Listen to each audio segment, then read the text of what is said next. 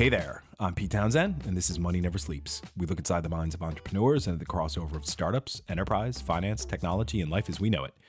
In this episode, Eoin, Fitzgerald, and I riff on the latest U.S. regulatory crackdown in crypto markets, how NBA Top Shot on the Apple App Store is a leading indicator of our wider society's digital asset adoption, whether we realize it or not, trouble in banking as a service land with Solaris, Nova Credit's entry to the UK market, and Revolut's Irish Trojan horse, all right here on Money Never Sleeps.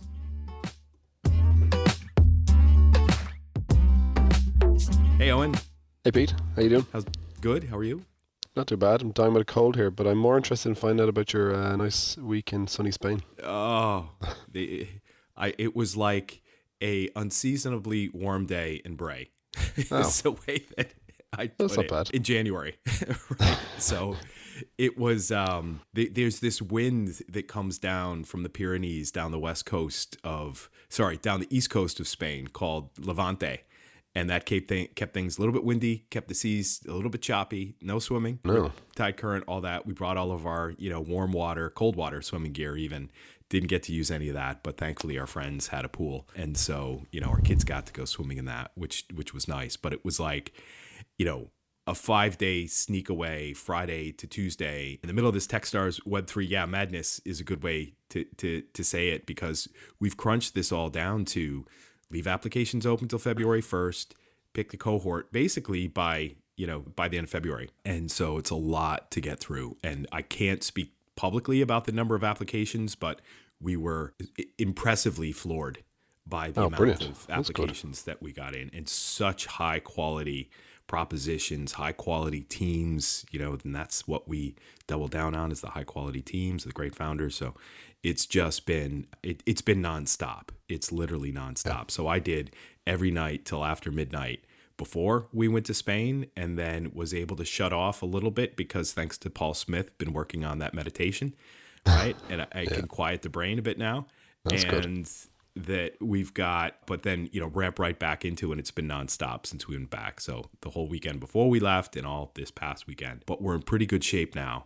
And it's really, really excited about, the companies that we're getting closer to making offers to. We made an offer to one already. So, more to come, which is, really, really exciting times, but it's relentless. And I was saying to folks this morning, what it's really opened my eyes up to is the power of deal flow, right? Yeah.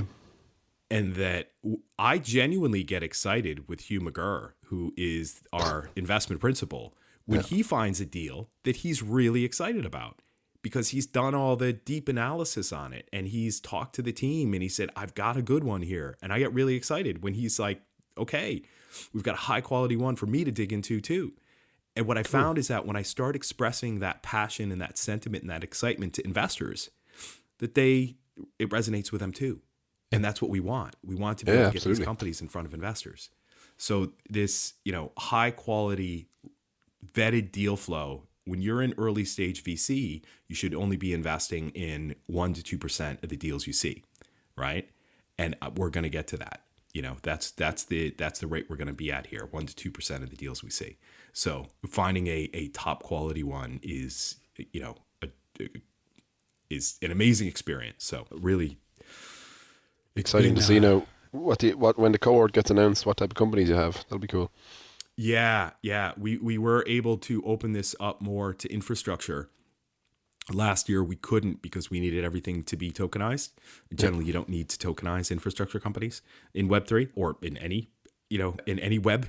And it's so now that we have that liberty to be able to say, hey, we can invest, while last year we did invest in both equity and tokens, that, we are what the requirement was, is that they needed to have some type of token. Now it's just, okay, we can invest in equity and tokens if they have a token, but we're going to look at that with a huge amount of scrutiny to see if they really do need a token. Yeah. Because tokens can sometimes be used as hey, that's going to be an easier way to raise money. Not anymore from a market perspective, and not anymore from a regulatory perspective. So there's two things to be looking at there. But legitimately, some have tokens in the middle of their value propositions, which are completely necessary, right? That they do need them. And so, okay, let's see how we make sure we can get that into the right regulatory context with We've got a bunch of amazing folks with some great legal experience that are contributing to the program. So, we're in good shape there. Brilliant. So, What do you want to talk about today? what I want to talk about today, we got a few things. We're going to do 4. We're going to do half and half, but I think there's some topics here that are, more crypto and Web3 leaning that I think you've got some insights on, right? I think you do. And I this is funny that you and I are now both speaking in these, shall we say, cloggy tones. Yeah. Given that, I wanted to make sure I said this, was that we did have to take 2 weeks off because of the intensity of this screening process. And the last time that I actually put my voice on air 3 weeks ago was when it was far worse than this, when I was coming back from New York and I had lost my voice the night before, just like you nearly did last night, right? Yeah, absolutely. I was like, I was trying to protect it all day yesterday, and because I was lecturing last night for 4 hours, and I was, at the end of it, I was croaking. Yeah. So it was like lots of breakout rooms. You guys talk there amongst yourselves. I know. I spoke with someone at 5 a.m. after I lost my voice the night before, or tried to, and it was just like, okay, let's just, I'll see you on Slack because it's not working. But we're back with a bang now. Back with a bang. So much stuff happening in the crypto market. And, being over in the U.S. last month, felt a little bit of this from being there. And by,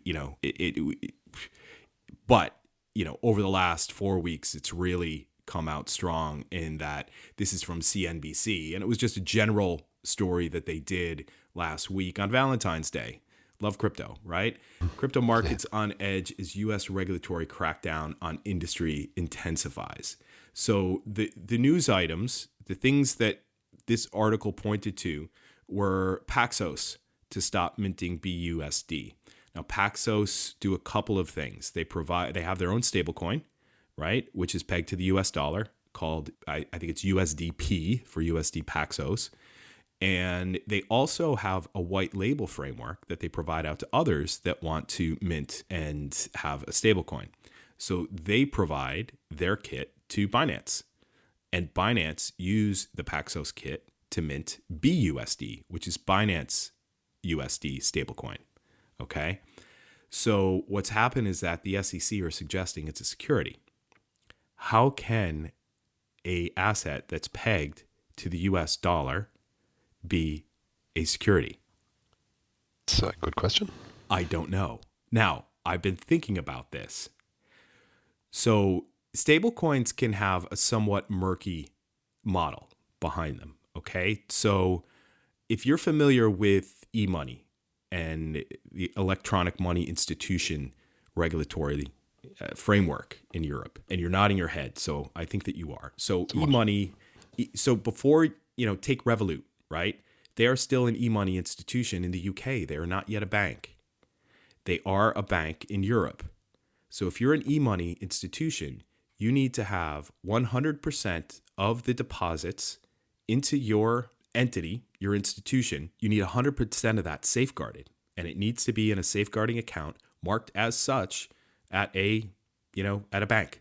Okay. So even though you are an e-money institution or, e-money, you still need to have that 1-for-1 match. You cannot lend that money out. So, and that is saying that this digital representation that you see in your app, in your Revolut app, where you have 500 quid or whatever, that digital representation is actually backed 100% by real cash that is on deposit somewhere else.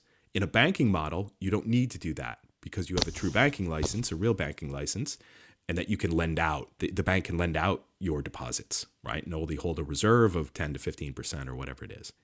So with e-money, that is regulated. You need to have all the compliance, the procedures, the checks in place to make sure that there is actually 100% of the cash that customers deposit into your e-money institution is actually on deposit and held, and you do all the reconciliations there, right? If you look at the stablecoin model is very, very similar to e-money in that the way that stablecoins work is that when you buy, say, USDC, that the fiat or the traditional currency that you exchange for that is on deposit with that stablecoin issuer and whatever bank they're using for that. Now, there are no regulatory rules in place. That's the difference. Yeah. So with EMIs, you need to have it 100% cash. With stablecoins, you can do what you want. You could say, hey, I'm going to do 85, 90% in cash and the rest in treasury bills, right? So the fact that there is no regulation around this, there is no required compliance regime, and that then suggests, okay, if there is a murky model, or we know it, USDC Circle have been pretty transparent on their model and how much cash is actually on deposit and what is in T-bills and other type of instruments. Tether have been less so, USDT. BUSD, who knows, right? That's Binance's, as we've been talking about, their stablecoin. So if BUSD has any murkiness to it, is there a risk that BUSD could go belly up? Perhaps. Yeah. That's one thing. And that would be terrible if we had a widely used stablecoin with billions and billions and billions worth of economic value in it. Yeah. That just is gone because we have no transparency on how Binance are actually have their reserve model in place. So I think what they're doing was saying that this is a security in a roundabout way, saying that if you as a depositor are knowingly giving somebody cash and you're not sure what they're going to do with it, maybe they'll lend it out, maybe they'll do something else with it, but they're going to give you back. They say they'll give you back $1 for every dollar you deposit. Then is that a security? Because there is an expectation that they're going to have to do something to turn a profit in order to pay you back that dollar. Yeah. That, I think, is where this is all going, which is incredibly complicated. And do you know what? It strikes me, without knowing it in the detail as you necessarily would, it does strike me that there isn't, part of the issue in the US is that there weren't regulations in place originally in the same way that there is an e-money license, for example. You've got, a strange kind of regulatory landscape in the US by state and from at a federal level and stuff. And I think now, obviously, with crypto, there's a lot, it kind of expands on the grey areas that were already there. And, typically what are they trying to do? And what we've seen in Europe with like the kind of VASP license and stuff is they're trying to just make these things fit into an existing one. Is the quickest and easiest way to capture what's going on in the crypto space. And in the US, they don't have that option because they didn't really have the legislation around even the fintech space or the regulation that kind of covered some of the innovation in fintech prior to even crypto. So they're chasing their tails a little bit and they're trying to make it fit into whatever existing kind of framework is there, which is why they're probably trying to classify things as securities when, they don't look like a security. Yeah. I listened to the guys from On the Brink, Matt Walsh and Nick Carter from Castle Island Ventures, or CIV as they call themselves internally, which I heard them say. And they were trying to dig into this and didn't really dive in. They switched to a deep dive into the custody rule, which is a different kettle of fish I won't get into. But while listening to them and walking up in the Stepside Hills, I was thinking deeply about what could be the logic for saying that a stablecoin is a security. And the only thing I could come up with was that if you are, like I said, if you are willingly giving your cash to somebody, knowing that they're going to have to turn a profit in order to pay you back $1, that some type of a security, right? Yeah. Without having that regulatory, hey, this needs to be 100% backed. E-money is not a security because from a regulatory perspective, it needs to be 100% backed by cash. So that's all I could get to. Also, what happened was that Kraken settled with the SEC for $30 million on its staking as a service being deemed a security, which is like, oh. I remember seeing that one and thinking, and seeing a lot of commentary online, thinking that seemed like a bit of a reach. Yeah, and Jesse Powell from Kraken had a lot to say about that on Twitter, but It did seem like the quickest answer was to settle and make it go away. Yeah, exactly. And this is where you are depositing crypto onto an exchange, and because the exchange is collecting so many deposits from all their different users and customers, that they can pool that together and put that and stake that onto one of the blockchain protocols that rewards stakers with additional tokens. Okay. So when you look at that under traditional securities laws, there's some of that may suggest that what is Kraken themselves doing. I disagree with the ruling 100% because you need to look at the technology, and when you piece apart the technology and how it works, you can see, oh, actually, no, that's not a security. Yeah. But the SEC is making some very high-level calls. I think I've said before, I have met Gary Gensler before. He did a blockchain curriculum at MIT. He was over in Dublin a few years ago. I participated in a panel that he was part of the panel before. Very, very smart guy. Yeah. He knows this stuff. But I think in order for that, he's in a political position. And the stuff that I hear him saying isn't the same Gary Gensler I met 4 years ago, right? Because he was talking about it with a far more informed position, shall we say. No, the whole thing stinks of a need from a political point of view to address, the crypto space and feel like they're doing something. And the quickest way to do that is to shoehorn it into some existing regulation. Exactly. And to close this one out, why I get so excited about it and think so deeply about it is just because I can see, and having so much familiarity now with the e-money institution framework and having so much familiarity with the stablecoin framework that is primarily driven out of the US. And I'm like, can't we just all bring it together, please? Yeah. And I think MiCA, the market and crypto assets framework, is very clearly pointing to the fact that stablecoins are e-money. So let's just get it there. And Circle have now issued the EUROC, the EU Euro Circle stablecoin. There's only like 35 million in that, so very, very tiny. But I'm taking some steps in that direction, shall we say? But there's no upside on that. It's just to kind of get yourself into the middle of what are these day-to-day consumer transaction flows going to look like when we're basically all spending cryptographically secured assets, right? Yeah. That's the joy of it all. Moving to the other side of the passion, right? What am I passionate about? Money and sports, right? Of course, family. And, NBA Top Shots, right?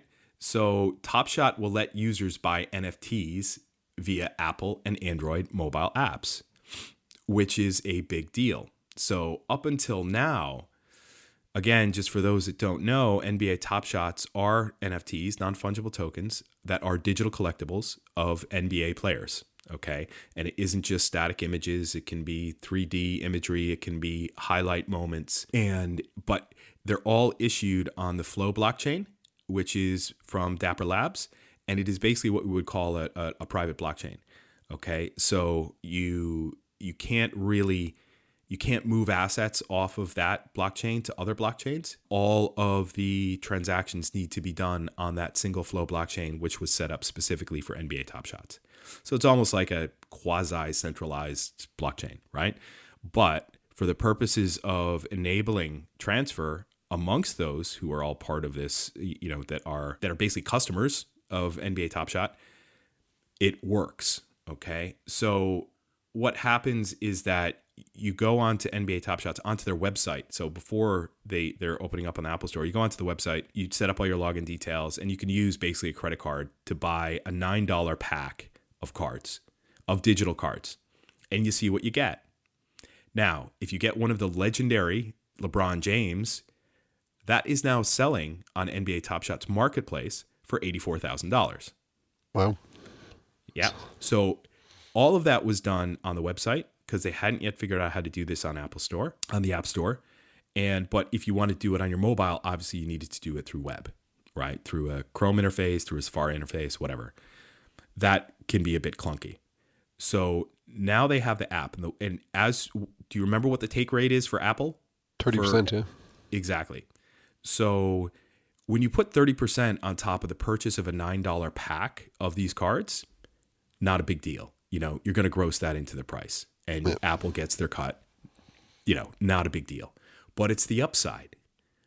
Are you going to go sell your $84,000 LeBron James card and wait 30%?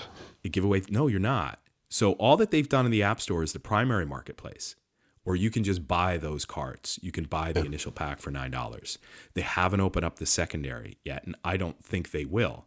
So this is kind of equivalent to back in the 80s and 90s, they had baseball card shows where you could, you bought a pack of baseball cards for $1 or $2. And then if you got a really good one, you could bring it to this card convention show and you could sell it to a dealer for, I don't know, if you got one that was worth a couple hundred, right? And it was that the convention center itself taking a 30% cut. That never worked. And I don't think it, that wouldn't work with the Apple Store. But Yeah. I see this slowly starting to work and slowly starting to unfold with having these digital assets actually work on the App Store, right? There was some big conundrum in the last 6 months or so that we talked about on the show about that going back, and it was very confusing. But now I think I got my head around it as to, where this actually is all going to go. Yeah, do you know what? It seems like, looking at it, that this is the first step. Like, it works for Tapper Labs to be able to get up on the App Store and on mobile and be able to kind of be integrated. And even if they're just selling their $9 packs, but like they did $1 billion in sales last year or something. So Apple surely will look at it and be like, look, as long as this works, then we'll figure out some solution down the line. Oh, absolutely. Absolutely. And, I wonder how it could work. So is the opportunity for Apple to have all NBA Top Shot sales, like you said, $1 billion, go through the App Store, and for them to get 30% of that, is that going to be enough to get them thinking about a new framework for a secondary market for digital assets and to create a new category of a take rate around that, right? That will be progressive, that will be something that others can adapt to. And I think and because the more and more and more that we have of Apple supporting this stuff, the bigger it's going to get. Yeah, I mean, exactly. I read yesterday, like 70% of Gen Z in the US prefer iPhone over Android, right? Yeah. So it is the largest I think the difference of the here largest economy is probably the resale, is the fact that these can be traded multiple times. So, whatever, let's say they come down from 30% to 10%, you could get 10% of multiple transactions on the same NFT. And that's where, I think once they figure out the number and the likelihood of resales and things like that, the multiple it will be worth it. Yeah, that's as opposed to, your traditional app where you're paying once maybe for whatever it is you're buying, or even Spotify or for an album or whatever. You're doing it one time, you can't reset it on necessarily. Yeah, I know. I think Spotify might actually be in this player, in this reader app, where I'm not sure if Spotify memberships are subject to the 30% Apple Store take. They may be, because obviously they're a competitor to Apple. So who knows? But one of the other things that came out of this, I mean, what I'm really looking for from an app is that, whatever my collection is, and whether it's NBA Top Shots or it's the Topps Candy baseball ones, or generative art, or some of this Robert Alice stuff that we talked about a few years ago that he's doing with these cuneiform discs all linked to the original Bitcoin blockchain, first 40 blocks, linked to historical moments, all this crazy mind-bending stuff, right? And seeing some really damn cool generative art stuff come out of some of the companies we're looking at for this next accelerator program. Having that single viewer where I can just engage with this stuff on my phone is probably going to be the single biggest way that I would engage with it. Yeah. Looking down at a browser on a laptop, I just don't want to do that. It's really about the ergonomics of the phone and what that phone was designed to do, right? It's to be this communications portal and this digital entertainment portal for you, right? In the palm of your hands. And that's how people enjoy these things. Having NBA Top Shots now in an app on a phone, I think, is a big first step in that direction. Especially for mainstream adoption like that. Totally. Once you have it in everybody's hand, like, hey, look what I just got. Screenshot, click, boom, post it up on Instagram. Yeah. All my friends, wonderful. Hey, I'm cool, right? Yeah. That is the way it's going. The other thing I saw, and this is with a shout out to Pet Barisha, who writes the Sporting Crypto newsletter, because I hadn't seen this because I didn't watch the NBA All-Star game, where David Silver, is that his name? I think it is. Adam Silver. David Silver was on Beverly Hills 90210. It's not the same guy. No. Adam Silver. Jesus, I'm dating myself with that. So him and Ahmad Rashad's an NBA announcer on NBC, I think. So Adam Silver took his phone and it did a 360-degree view shot of Ahmad Rashad and then showed this screen-based representation. Is actually the game, and it is an app overlay on top of you watching a game where you create this avatar of yourself and you can overlay. Insert into the game highlights. Yeah, I saw that. That is so cool. Oh, yeah. My God. And Pat Barish's, title for this was "The Metaverse Doesn't Suck." And it's like, I saw that, and seeing that paired with the stuff going on with NBA Top Shots, seeing the opportunity to start to link all that together and to see this multimedia, augmented reality type of stuff that's all happening, being able to have that in the palm of your hands and your phone, that is just, that's huge. That's a game changer. Such a big moneymaker. Yeah. And, I think the biggest thing that I'm seeing, again, with looking at all these different companies that are applying to this program, I said, we're seeing so much of this stuff, right? We're seeing so much of it. All these different propositions that are, close cousins of each other. The biggest ones, the ones that will really be able to have an impact, are those who can bring the fame, right? Those that have the networks and the relationships to bring the fame. And obviously, NBA are a great example of that, and Dapper Labs now being a great example of that. Yeah. But lots of nice little things happening with really smart people from these businesses that are saying, hey, I can go do something too. I'm going to go launch my own, but I have this great network from being part of this. So that's a way to look at it. So yeah, exciting stuff happening coming out of NBA, and having both Jason Tatum and Jaylen Brown in the NBA All-Star game from the Boston Celtics was pretty cool. So there you go. Did you see, what was his name? The guy who won the dunk contest? I watched his dunks. They were brilliant. I didn't see it. He just joined the league from like the G League reserves. This is because he's only on like a rookie contract, 1-year contract. He made more money in winning the dunk contest than he gets paid for the year. But like, not a guy you would look at and think is going to win. He did 4 dunks, and 3 of them were like perfect scores. Mac McClung, yep. Wow. From the 76ers. White men can't jump. You want to see his dunks? They were brilliant. Oh, so good. No, I'm definitely going to have to check that out. Yeah. Sixers guard Mac McClung outshines Trey Murphy to claim the slam dunk title. Yeah. So watch that. Watch that separately. Right. It was really good. Yeah. No, I will check that out. Cool. So moving from crypto and NBA back to Europe, we see some trouble with Solaris, don't we? Yeah, do you know what? This was an interesting one. It was in Forbes on the 15th of February. This is around, it's called Solaris Setback Spells Trouble for European Fintech Scene. And this wasn't even necessarily trouble, as you'd call it, for Solaris, but it speaks to the wider kind of banking as a service and embedded finance piece, because Solaris obviously is a German banking as a service provider, and BaFin, the German regulator, has come down on these types of operations to say that, like in this particular example, Solaris is going to need approval from the regulator before they onboard any new customers, which obviously is going to hit its ambitions. But it's the idea of kind of launching any sort of digital finance solution where you have multiple partners is going to be an issue. And like this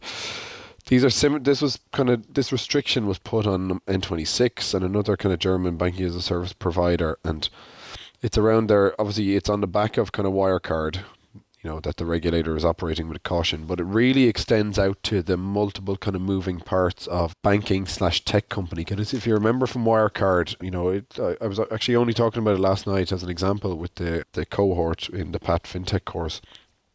And it was around the fact that the regulator got sued by customers who'd lost money. And the regulator's argument was, well, we didn't need to regulate Wirecard because it was a tech company. They regulated the license payment side of the house, not the tech part of the business. And obviously that's where that kind of experience is feeding in now, because the idea of banking as a service and being able to offer multiple different parts as a tech platform out of Germany is getting kind of really hampered by the view that the German regulator is taking. So when Solaris were looking to provide kind of embedded finance solutions with for earlier stage companies, etc. But now they're going to have to extend their kind of existing relationships with larger players because they're really restricted from bringing on new customers. So It'll be interesting to see, does that kind of flow out beyond Germany, Yeah. because they're an incredibly, like, they've been doing very well. They've been a really attractive kind of supporter and solution in the market, and I think they've been in Spain and Italy and France as well. But yeah, it really is kind of hampered that business. But what kind of knock-on effect does that have on the kind of embedded finance banking as a service market? Will be interesting to see. Yeah. Yeah, I mean, the sentence that stood out for me in this article on Forbes by Megan Johnson, who's formerly with one of the original co-founders of 11FS, Okay. and she said that the BaFin appears, who is a German regulator, the BaFin appears to be cracking down on institutions with full banking licenses due to concerns about proper business organization, in quotes, proper business organization. So you can look at that. That's a minefield right there. That's a big suitcase to unpack.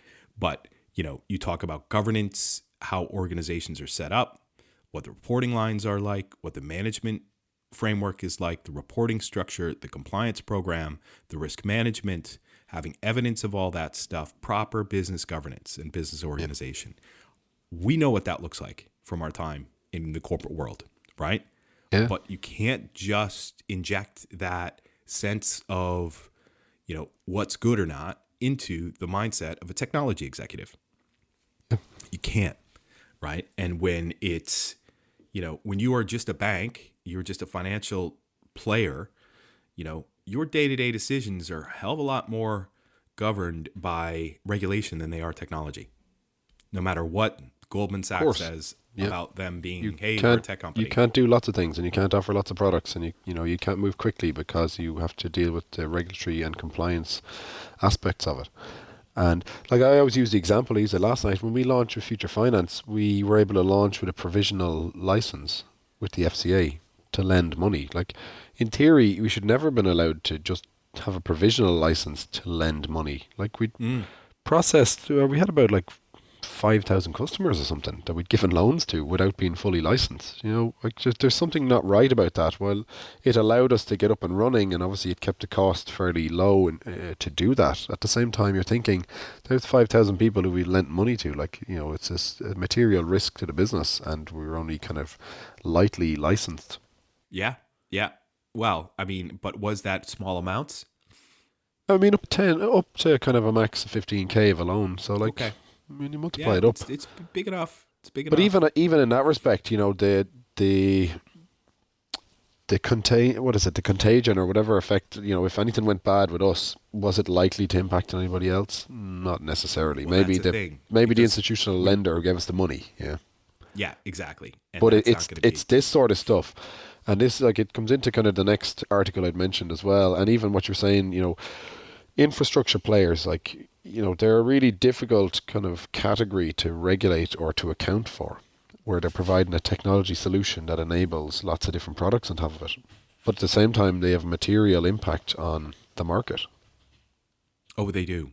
They do. And we saw that with Wirecard, and that's obviously why BaFin are taking the view that, no, we're going to, like, clamp down on what you do here now, because the more you do and the more you scale, the more risk you are.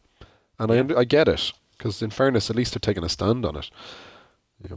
Because I've always used Solaris as as an example, as a case study in the Pat FinTech night that I do, the faculting, as I call it, right? And talking about them as a hybrid player is that they have their technology, but that they offer out on a banking as a service basis, but they also have their regulatory license that they offer out. And that just creates a very, very, not impossible, but a very challenging business model to run, because you're getting it from all sides, basically. So I get this, and I see Germany, I see BaFin, what they're up to recently. And I think, with comparing this to the regime again in the US, where FTX was allowed to operate under a money transmitter license, which is akin to what you use for check cashing businesses. It's like, okay, yeah, no. When you have a good, strong regulatory regime in place, the good positive things that it brings to your business in terms of control and frameworks and governance and organization, they're good things, right? They're expensive, but they're the proper way to run a business. Not with the way FTX were doing that under a money transmitter license, right? So the U.S. has to start getting a framework in place. I keep talking about how far ahead Europe is with all this stuff.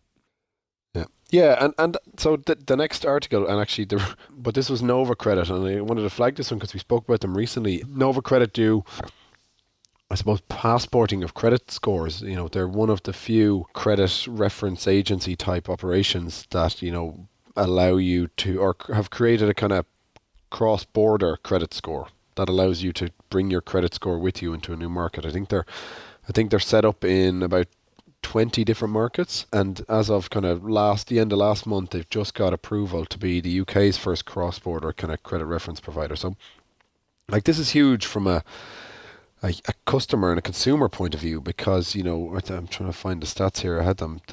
They have over 2 billion credit profiles, but more than that, there's a huge number of kind of immigrants in the UK. So let's see, the 2021 census had 10 million people in the UK were born overseas, and 40% of them moved to the UK in the last decade. So the big issue this is addressing is that people move to the UK. Like, for example, either of us could move to the UK tomorrow for work, and we couldn't previously bring our credit history with us. We'd be starting off with nothing. And so this is huge for the industry, and like that being the first, they have their Nova passport, which pulls your kind of established credit data in different countries and translates it into an equivalent score in a new market, which allows you obviously to apply for loans and financial services products in new market, which is brilliant. And getting that kind of regulatory approval opens up a huge market opportunity for them there in the UK. The other thing we'd mentioned when we talked about this before, and we're just addressing it there, is, how structurally important does this company then become to the market? It's the only company out there offering this kind of solution at the moment. Because even the big name players like an Equifax, TransUnion, Experian, they despite being in multiple markets, they don't necessarily provide this service. So Nova Credit is now the only one who potentially can help unlock credit for millions of people around the world in different countries. The FCA authorization they got, is that as a credit bureau? Is that an FCA authorization type? Yeah, it must be, because let's see, it says they've got the permissions to provide credit references in the UK. Okay. So it allows them to operate as a credit reference agency similar to an Equifax or TransUnion. Okay.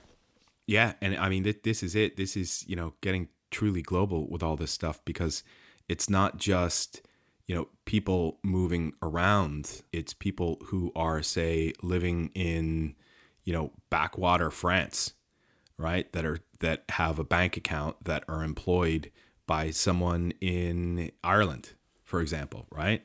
And being able to have financial services and just following people wherever they go, And the interesting part of this for me is seeing that, the proportion of consumer spending right now that would point to somebody's credit history, credit risk, the proportion of that's on a blockchain right now is tiny, compared to, that in traditional banking institutions. But as that continues to grow, that information is far more available and far more public. If you have somebody's address, you can see all of their history, everything. So it's going to be, who's going to start to move first? And it's really saying that, well, you've got Gemini, you've got Coinbase, you've got others that are crypto players that issue credit cards, and where that spending is then linked back to your crypto account. So it's not exactly on a blockchain, but it is the first step in that direction. And, there are others out there that I'm talking to that are building that, where you can link a credit card directly back to a crypto wallet and just spend directly on there on chain, which is just nuts. But that's what's happening. So I'd love to see Nova Credit, their need for a blockchain strategy right now and probably over the next 2 to 3 years is incredibly minimal. And, there's plenty of leg room for them to grow in this industry, especially with that 10 million they got from HSBC last year. I was just about to bring that up. The way it's going, Because the question now, or like you could argue that this really benefits HSBC, because they're an investor in a company that now provides credit references in the market where HSBC is his main market, or like one of its main markets maybe. Totally. So, does that create an unfair advantage? Would the US Department of Justice look at this differently as it did with Visa and Plaid? Because now it's becoming, like I said, strategically important in markets and for consumers. Mm-hmm. So on one hand, it's excellent, like it's great for the market and it meets a real need. Is it too important now to allow a bank, for example, to invest in it? And my thing, how far could they go with this? Because they have all this data, right? And could they use that to offer credit cards? But surely, yeah, exactly. Surely they could go into lending themselves because I have my credit passport with Nova Credit. Why wouldn't I allow them to provide me a loan? They already have all my details. I'd probably get a better rate. Yeah. No, it's you can read into these things and start to see the future, right? Yeah, absolutely. You can. And speaking of credit cards, Revolut's favorite customer base. We are right there in the middle of that, aren't we? And you think more and more about that. There's 2 million Revolut account holders in Ireland out of a population of 5 million. That is significant. And someone was saying to me, well, what's going to happen in Ireland with, now it's just Bank of Ireland, AIB, and Permanent TSB left as the banks. I said, Revolut have the most customers in Ireland. And they are a bank, they have their banking license in Lithuania. They're now starting to convert your IBANs over from Lithuanian IBANs to Irish IBANs so that you can, there are a number of payment providers and payment receivers that won't do anything in Ireland unless it's an Irish IBAN. So that's happening. They do buy now, pay later solutions. You do buy now, pay later. You do loans, basic loans, and now credit cards they're issuing, and they're starting to do that. And all of this is a Trojan horse for getting your banking data from other banks. In order to do BNPL, you need to hook up to their open banking feeds that take your bank account data, your main bank account data, and Revolut churns all that and comes up with a credit amount that they would give you. And whether that is a one-off loan, whether that is buy now, pay later, or a credit card, that's what they're looking at. So it's really smart. It's a really smart play. Mm-hmm. They got their tentacles out, and it's a great place to do it here in Ireland. And I've been saying that for years, is that because of the different economic circumstances of demographics all over Ireland, a very concentrated portfolio of people. That it's relatively it's very logical and sensible and pragmatic to do this type of market testing here because you've got a huge audience. Yep. So I won't be first in the queue to get a Revolut credit card though. No, nor will I. But at the same time, you could see it very easily being kind of adopted because even they have their one-off disposable card if you want to use that to make an online transaction and just use a one-off kind of number. So you could see these. This being kind of rolled out or people applying for this for a period of time. If you're going on holiday for a period or something like that, you might say, okay, well, I'll apply and get the credit card because it'll have a defined kind of time period on it. Yep. And things like that. That, again, you're not going to use it as your main bank, but you will use it in specific circumstances. And then if that goes well, you'll probably look to use it again more often and et cetera, et cetera. So, like you said, a Trojan horse is the ideal way to kind of think about it in terms of rolling out more products, building up or monetizing that user base even more, but in a kind of slow, quiet kind of way. Yep. And I was talking to my wife about this, and I'm just like so sick of Bank of Ireland. It's the only app where you don't get the ding when money gets deposited, and when you're running a business, having that ding is incredibly helpful. She's like, "Why don't you just move?" I said, where am I going to move? She's like, exactly. That's the problem. I said, I'm not moving to Revolut. I'm not putting my business account into Revolut for two reasons. One, I've had problems with them before. Two, hackability of Revolut, right? It hasn't happened yet, knock on wood, but just knowing the shortcomings of their operating model, I don't. Yeah, so I'm not going there. But that's the only other option for an Irish, registered business. So not going to do it. Last one. Yeah. Last NatWest one. Cover. Buying workplace savings fintech Cushion, who for $174 million. So this is Reuters, but via Lex Sokolin from the FinTech Blueprint. I picked this up out of his newsletter on the 13th of February. So it was just a shout out to Bo, from RBS, which RBS is NatWest, isn't it? Yes. Yes. So. Yes. RBS is NatWest when they launched Bo, which was the short-lived neobank, and just seeing this gorilla in the bunny context again, and just seeing how long Cushion will last within NatWest. And that Cushion was a pretty good app for helping people to make sense of their pensions and savings and direct that appropriately. So we'll see what happens there. But it could just be, if they do it right, it will be a nice top of the funnel catchment area for their wealth management business and perhaps cross-sell into other banks. And do you know what? I think this fits in more broadly to kind of my view on the opportunity being, getting into large corporates. Yeah. And being able to provide. So you see it a lot with payroll companies in the US who've brought out kind of expense platforms and stuff, and even the likes of Brex and things where they're now kind of trying to reverse themselves in, because they're in now providing one solution to a business. They're bringing in more kind of products that fit for the employees of those companies. Yep. Because they're already providing, especially those ones providing kind of early payment solutions on your payroll. Like you're slotting in, you're getting access to data around people's payments. You know when they're getting paid, and you have access to that. And then you're providing another financial services product, but you're not going about it as a bank almost. So in this scenario, they're taking a company that does workplace savings, and then they're trying to roll out more solutions, more financial services products for the employees of those workplaces. There you go. You always want to get those bigger corporate customers to start moving up the chain. Yeah, so it was an interesting play. Like, to me, it doesn't matter if Cushion kind of disappears. It's if they keep the business and keep the customers, and are then able to further kind of monetize or cross sell to those customers. Oh yeah, every M&A analysis I ever did way back in the day was always, is this a cost deal or is this a revenue deal?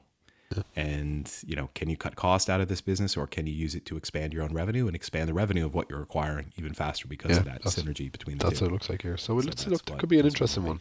It makes a lot more sense than Bo anyway. It does. God, rest in peace, Bo. Yeah. Bo. So let's leave it there. Pleasure, as always. For this week. We'll be back next week, and I've got a guest lined up already. Haven't told you about it yet, but we've got Liang Wu, who is a Techstars mentor and also an investor and a deep thinker on Web3, teed up for next week. So it's going to be a phenomenal chat with him. So looking forward to that. Brilliant. Take it easy, Pete. All right. Thanks, pal. Adios. That does it for this week, folks. You can learn more about the stories we covered in the show notes on our website, moneyneversleeps.ie. If you like what you heard, please leave us a rating and or review on Apple Podcasts or Spotify, as it helps others find the show. Thanks to Conan Brophy from Create Sound for mixing and editing this episode. Conan is an excellent media man to get in touch with when you're thinking about launching your own podcast. As for me, I'm an early-stage startup investor focused on where fintech meets crypto and crypto meets Web3, and I lead the Techstars Web3 Accelerator. There are plenty of links in the show notes on moneyneversleeps.ie on how to get in touch with us, so don't hesitate to reach out. Finally, until next time, thanks for listening. See ya! Money never sleeps, pal.